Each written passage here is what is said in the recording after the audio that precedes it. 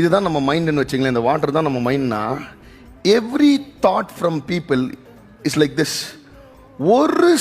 ஒரு தப்பான சிந்தனை வந்தா ஃபுல்லா என்ன பண்ணுது, கரெக்ட் பண்ணுது. நம்ம என்ன பண்றோம், ஐயோ இப்படி ஆயிடுச்சுன்னு இப்படியே உட்காந்துக்கிறோம். But then why does God say use my word? The more you start filling your mind with the word of God, கத்தர் வார்த்தையை என் மைண்டுக்குள்ள ஊத்த எவ்வளோ நெகட்டிவ் தாட்ஸோ எவ்வளோ ஃபியர்ஃபுல் தாட்ஸோ இருந்தாலும் என் மைண்டை ஆண்டவர் கிளியர் பண்ணி அதை புதுப்பித்து என் மனசுல கத்தர் என்ன விதைத்திருக்கிறாரோ அதை நிலைநிற்கும்படியாக I have to keep pouring God's word in my life. The more negative thoughts, the more word of God. நம்ம பிரச்சனை என்ன தெரியுமா, ஒரு தாட் ஆஃப் சின் வந்துச்சுன்னு வச்சுக்கலாம், ஒரு பாவத்துக்கான காரியம் வந்து வச்சுக்கலாம், ஐயோ நான் பைபிளை படிக்க மாட்டேன். டே, இந்த பாவத்துக்கான சிந்தை வெளியில போனனாலே நான் பைபிளை தான் படிக்கணும். ஐயோ இந்த கெட்ட சிந்தை வச்சு இது வெளியில போனாலே நான் கத்தர் வார்த்தையை ஊத்த என் மைண்ட் கிளீன் ஆயினே இருக்கும். And this is what God wants you to do today.